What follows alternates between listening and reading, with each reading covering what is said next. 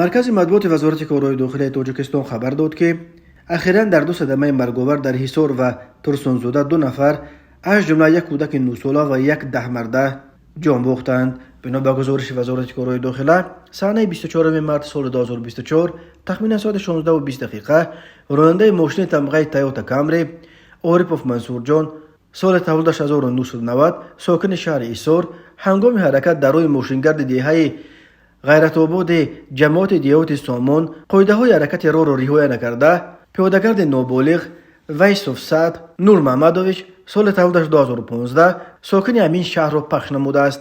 در نتیجه نابالغ جراحت وزن جسمانی برداشته هنگام به بیمارخانه دسترس نمودن در راه جان داده است. به این مانند صحنه 23 مارس سال 2024 تخمین ساعت 23:00 راننده اتومبیل تمغه تویوتا عثمانزاده حسن سال تولدش 1994 ساکن شهر ترسونزاده هنگام حرکت کردن از سمت شهر دوشنبه به سمت شهر ترسونزاده در حدود جماعت دیهات سهشنبه شهر مذکور در کیلومتر 59 قاعده های حرکت راه را رعایت نکرده 10 مرده یا پودمان رحیم افتاش مراد سال تولدش 1987 ساکن شهر ترسونزاده را با 37 سرچاروای معده پخش نموده است. در نتیجه رحیموف جراحت های وزن جسمانی برداشته هنگامی به بیمارخانه دسترس نمودن در راه به هلاکت رسیده است.